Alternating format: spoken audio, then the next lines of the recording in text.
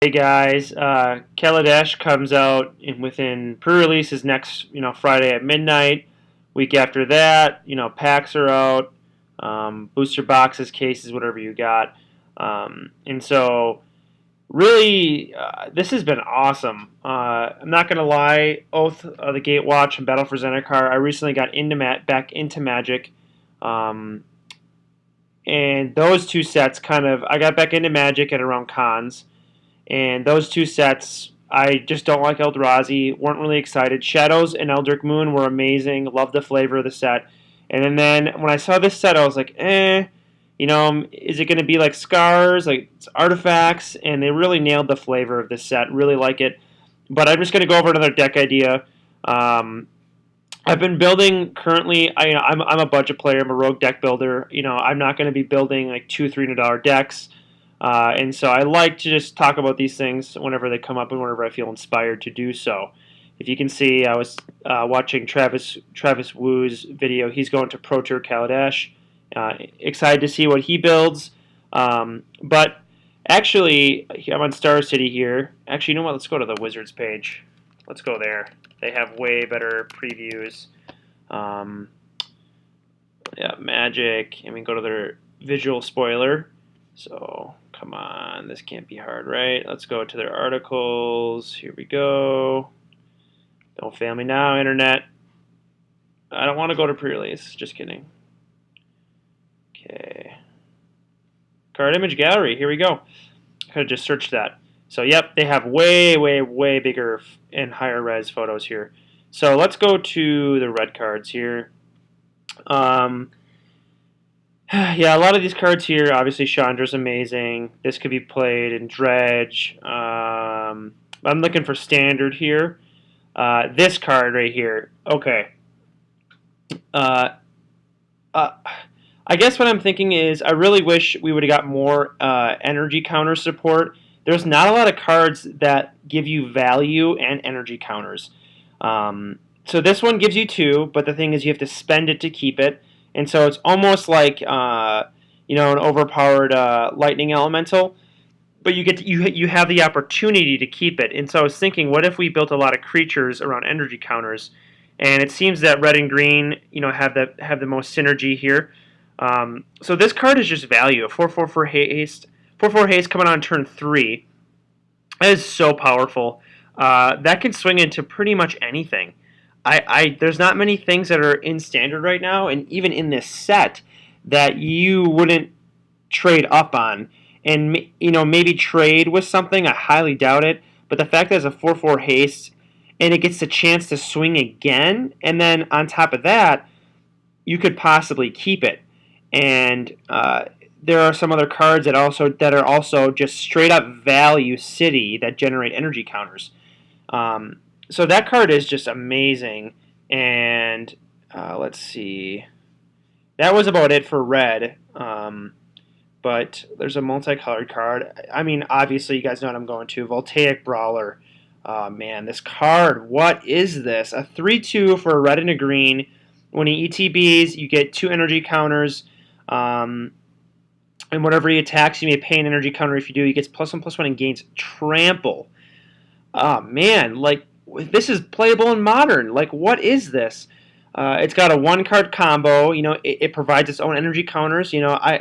This card would be mediocre at best if it just said whenever he attacks me, pay an energy counter. But the fact that he provides his own energy counters sets him over the top. Out of this whole cycle of multicolored cards here that they have, this card is the best one.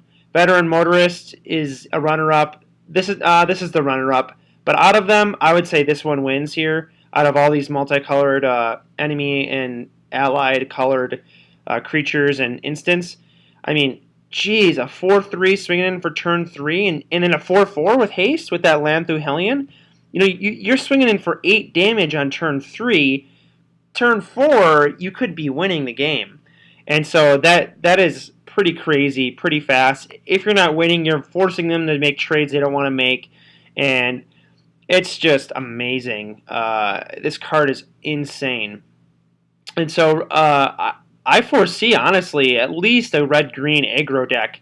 I know I posted about Werewolves, I was really excited. Maybe there could have been an aggro deck, and I know Wizards is trying to, they're trying to push aggro decks a little bit more with these sets. And Voltaic Brawler is a huge sign. Land through Hellion's a huge sign that. Touch of he's sending me a text about a video game.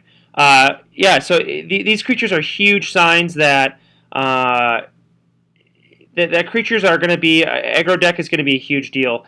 And the thing is, aggro decks need support, and there are a few cards that let's see if I can find it in here. I actually don't even know the name of the card. Let's see. It's not Hunt the Weak, but it's similar to Hunt the Weak. This one, Nature's Way. In an aggro deck, this card is amazing. Target creature you control gains Vigilance and Trample until end of turn. That's pretty good. But it has an only upside fight mechanic. You deal damage equal to its power to target creature you don't control, so it can't be redirected, and it's not fighting, it's only upside. So basically it's a green kill spell, which is... In the right deck, it's a guaranteed kill spell on anything other than an Eldrazi Titan. So that's amazing. Giving your guy Vigilance and Trample so you can block. You're preventing yourself from losing the game. If they have they're holding up a blocker and you're low life, you're able to swing in, force them not to block so they don't trade, and then you're able to block on the following turn. Great card. Also kills a creature. It's just amazing. Wow, so good. Another weakness of aggro decks is their vulnerability to...